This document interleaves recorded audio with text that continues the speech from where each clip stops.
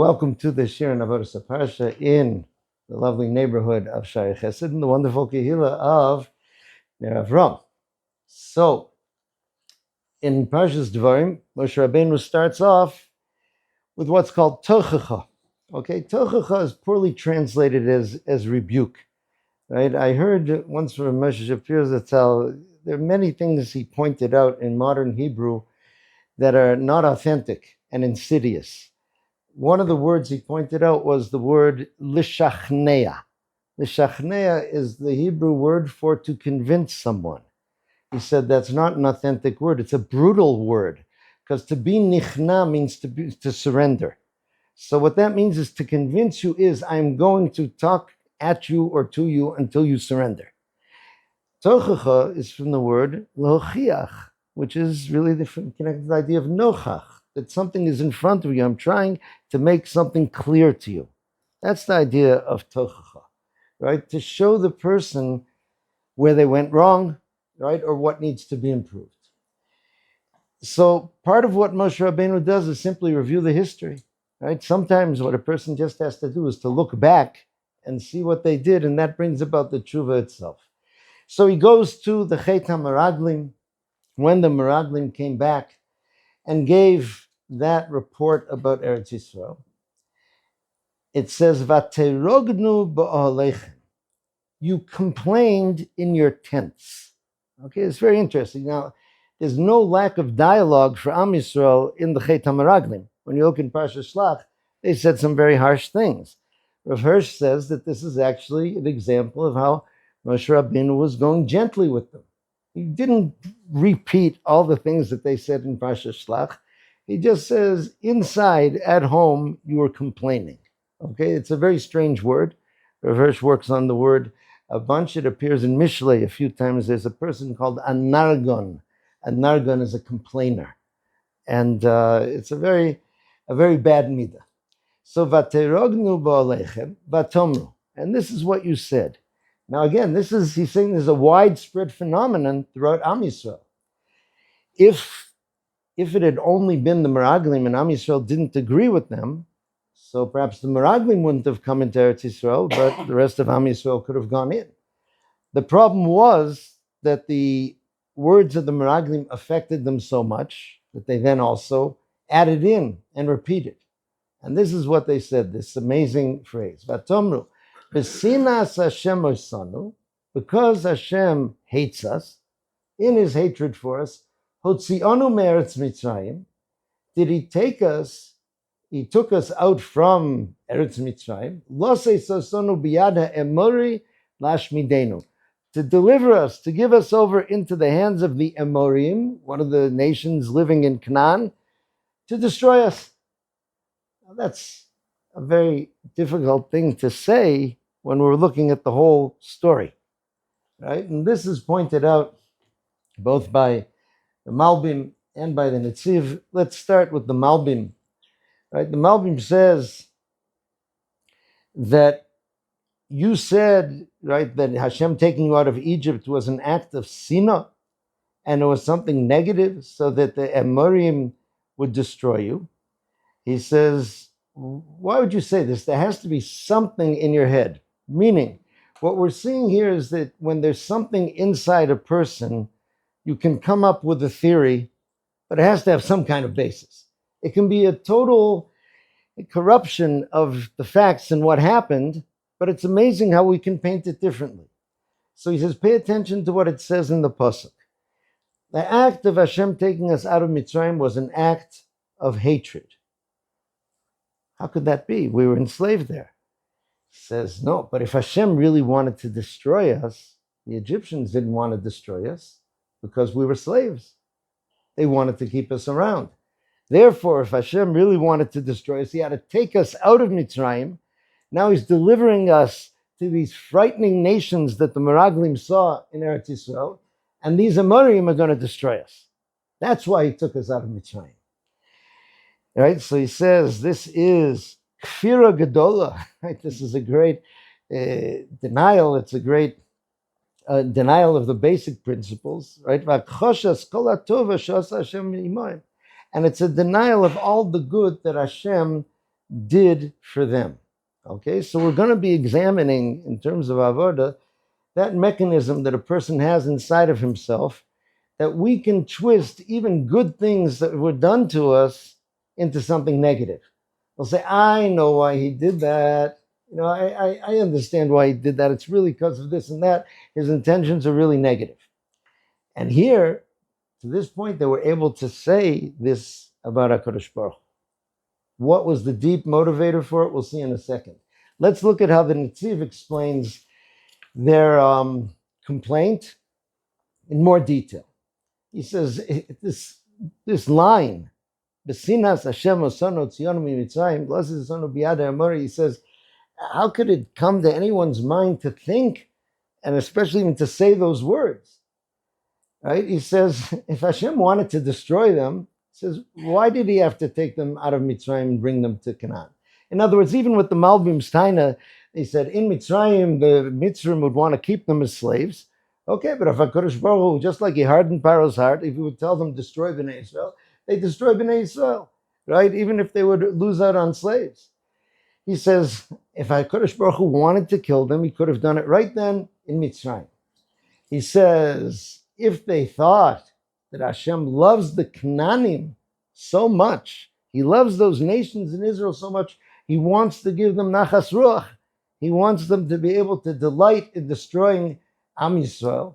He says, Ein shtus gadol mizeh. There's no greater foolishness than to think that suddenly HaKadosh Baruch Hu loves the Amorim and he is doing this whole plan to deliver Am Yisrael for them to destroy. He says, Ma choshvu al Hashem. Didn't they zoom out the lens? Shivtiach l'Avram, Yitzchak, v'Yaakov v'Sa'aretz. It wasn't something HaKadosh Baruch Hu came up with. How am I going to kill Am Yisrael? Oh, I'm going to send them to Israel. They had that Masorah, that, right? Anochi eredim m'cha Mitzrayim, anochi alcha gam alo. That you're going to go up from Mitzrayim also. He says, and what about the Torah that was given with kolos ubrakim? Matahei alel. Why did Hashem give them the Torah, especially in such a way that was a unique and the most significant event in the history of the world, if it wasn't supposed to continue? He said, just even foolishness has to have some kind of basis. So here he says is what they said. He said they knew that HaKadosh Baruch Hu is going to give Eretz Yisrael to the Jewish people. To whom? To the next generation. Because the Torah they felt was given for the next generation. Right? Why? Because we go back a bit. This is the generation who left Mitzrayim. And they were in the Memteh Shari Tumah. Right? That even the ones that came out when they came to Yamsuf, the Medrash says, the Sar, right, the spiritual force behind the Yamsuf says, why should I drown these and not those? It says, Halalu of the Avodah Zarah, Halalu of the Avodah Zarah. These and those are both idolaters. They also knew that there was Cheta Egel. And even though there was a Yom Kippur, a forgiveness, a Luchos Shniyos, it never went back to where it was. So they felt that, okay, we are not going to be the ones, we're going to go to get killed. HaKadosh Baruch Hu is only interested in, so to speak, these young yeshiva bachrim, right? That they grew up, they went to cheder when they were little, they had everything, they're pure, they're good. Us, HaKadosh Baruch Hu wants to destroy us. Now he says, why didn't he destroy us then just in Mitzrayim? It says, if he would have destroyed us in Mitzrayim or earlier in the Midbar, he said he needed babysitters. This new generation that's going to go in, we were kept around to babysit them, right? That was our point. And now that we've done our job, they're going to go in and get Eretz Yisrael. And these frightening nations that the Meraglim saw are going to kill us, right? He says, and he says, then those nations will be destroyed. Our descendants will get Eretz Yisrael. And this is why they said things like, Lama Hashem mevi osanu el haaretz hazos linpo b'cherev, neshenu v'tapenu yu lebaz. They said, why is Hashem bringing us to this land to be killed by the sword? And our wives and children are going to be taken captive. Why would they be taken? Why wouldn't they also be put to the sword? Because they felt, right, that it was only them, right, that were going to be lost, but they would be able to go on.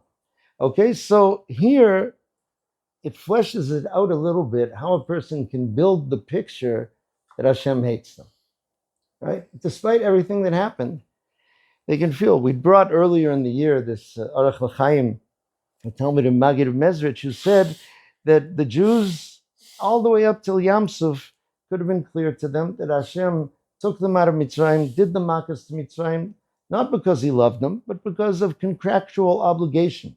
He promised the Avodas that he was going to take them out.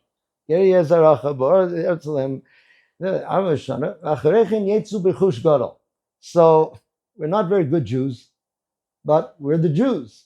We're the descendants of Abraham, Yitzchak, and Yaakov. He has to take us out. You'll also notice, he pointed out, that the Makos, the Nisim that were done in Mitzrayim, didn't do anything positively, proactively good for Am Yisrael.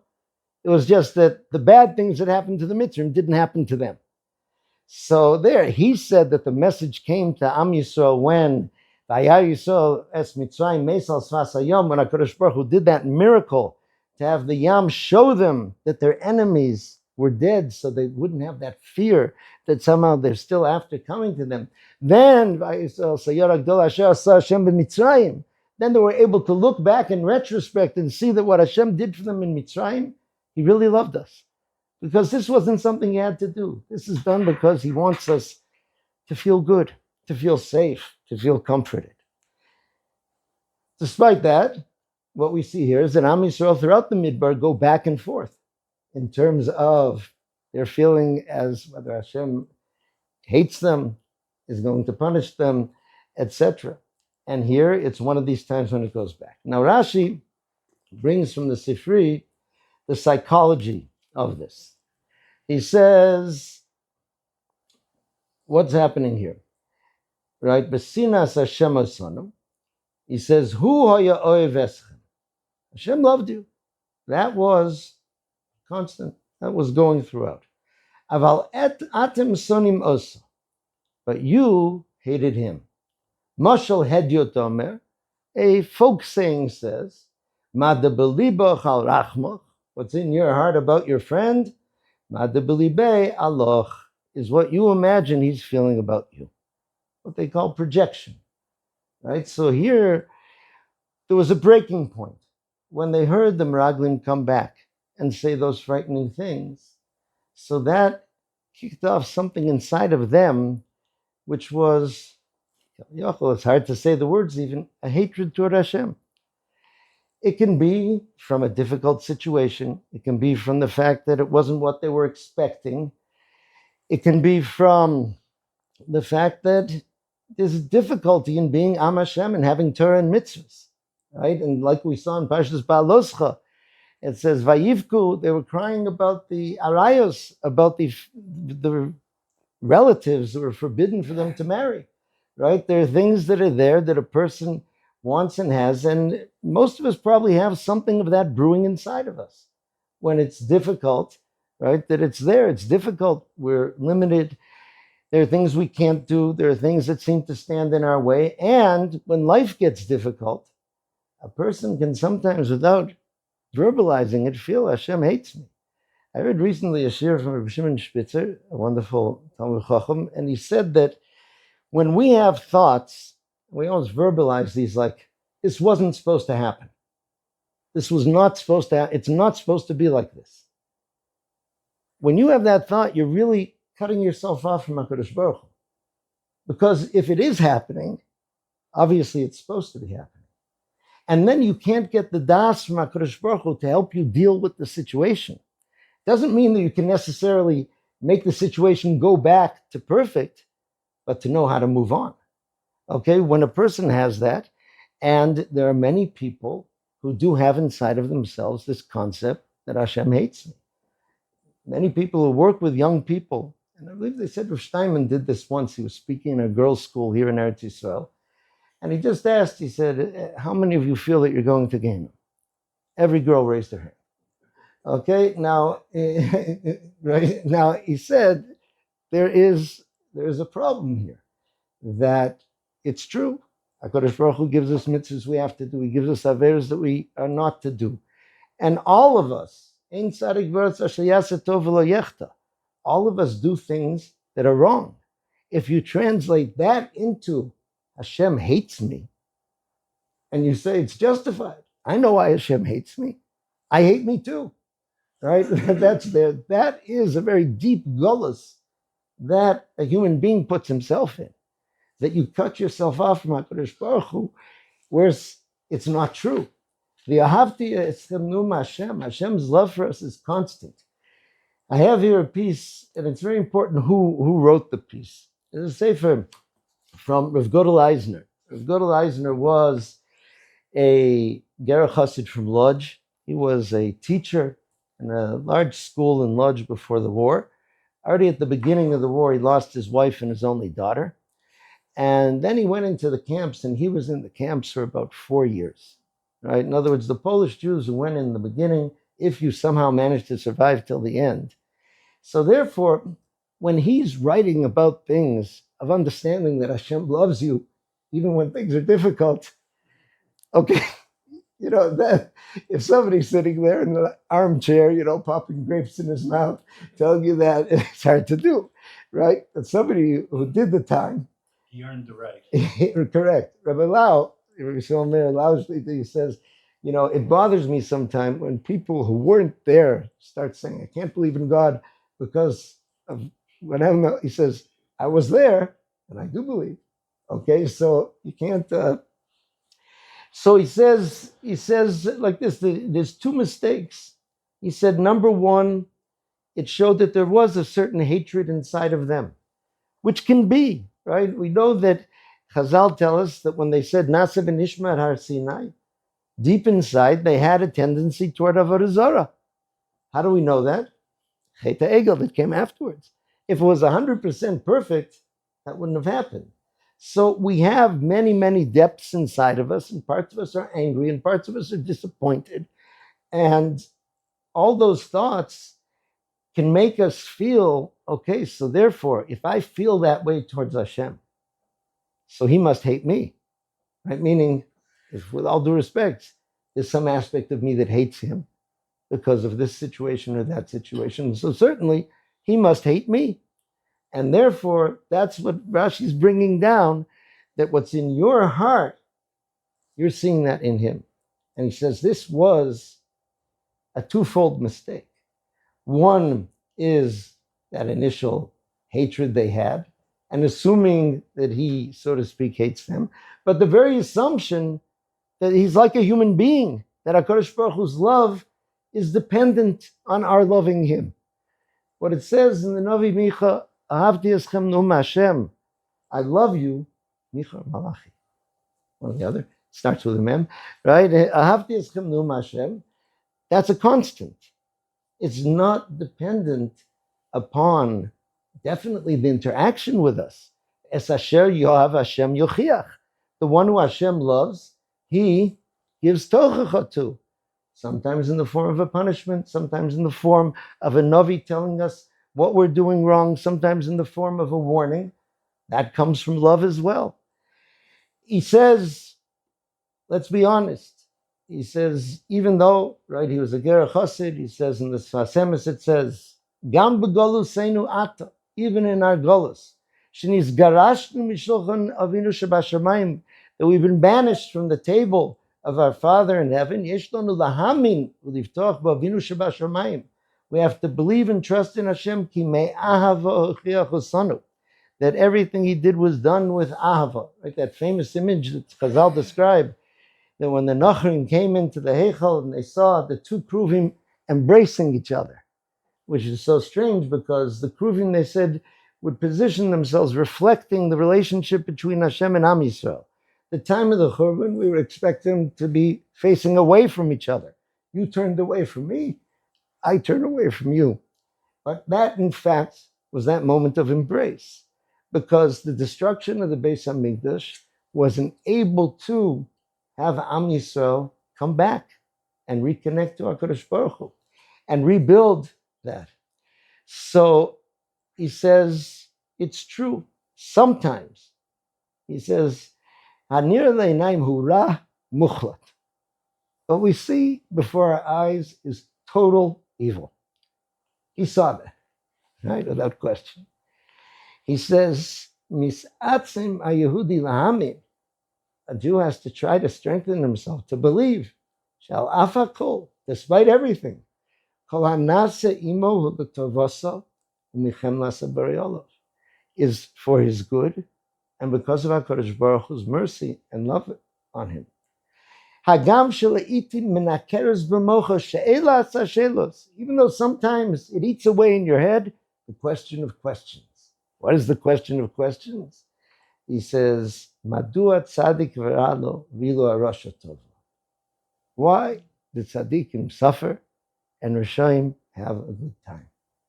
He says, it comes to all of us at some point, and it's addressed by Chazal in Pirkei Avos, Ein lanu. We don't have the explanation for Shalvas HaRishonim, the peace of the Rishonim, and not for the Yisuri HaTzadikim.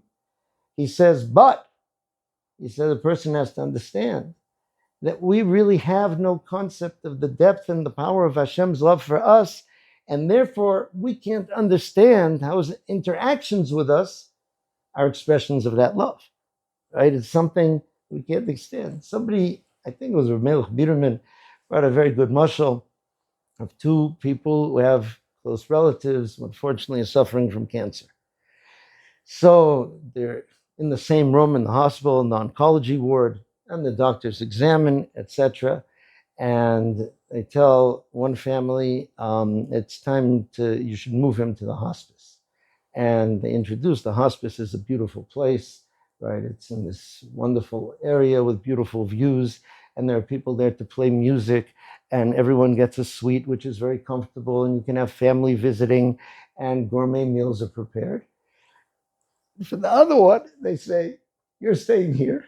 We're going to give you chemotherapy and radiation. You're going to feel sick. Your hair is going to fall out. You're going to be in terrible pain. And this person wants to complain to the hospital. It's unfair. What protection does this guy have? Is that guy somebody relative? And he gets to go to that place, and my relative stays here in this crummy bed to be tortured? What he doesn't understand is that hospice is a gentle way to accompany a person onto the next world. The fighting which is done, the pain which is caused is because there's hope, is because this person can get better, hopefully, and can continue. So that's just a picture of how context can be very different. So he says this is a large part of our avoda in Golus. Okay, and this means both Golus as a nation and Golus personally, is to fight against that sense of Besinas Hashem Asanu. This is happening because Hashem hates me. And we can all come up with reasons why we would think HaKadosh Baruch Hu would hate us, but that's somehow turning HaKadosh Baruch Hu into us, which he is not. Okay, the love which is there is constantly. The Chovos HaLevavos says that HaKadosh Baruch Hu's love for us is greater than any person that we think loves us. Perish, we're going to say, "Hello, tomorrow. Al tivtechum bin divim beven adam shein lachua." All right, 1 second. Look, tov lachsos v'Hashem mivtoach bin divim. It's better to shelter with Hashem, to have Hashem protect you, than to trust in donors. Let's call them the divim, right? He says so. I forget who said the beautiful perish. Mi betoach min divim doesn't mean rather than, but from having the experience of trusting in patrons and donors and getting disappointed, right? When you realize that you relied on human beings, and a human being, even if he's well-meaning, cannot be relied upon 100%. And then you realize there's only one I can rely upon. That's HaKadosh Baruch Hu. So this is there, again, as in all things involving Yisurim. Right? We said the other week, you don't say to a person, oh, I'm suffering terribly. It's not terrible. It's good. Right? All these things. I'm getting thrown out of my apartment. Excellent. Hashem loves you. He knows what he's doing. Don't mess with it. No. There's a process there with you having to help this person. and to daven for this person, and for the person to daven. That is part and parcel of what it is.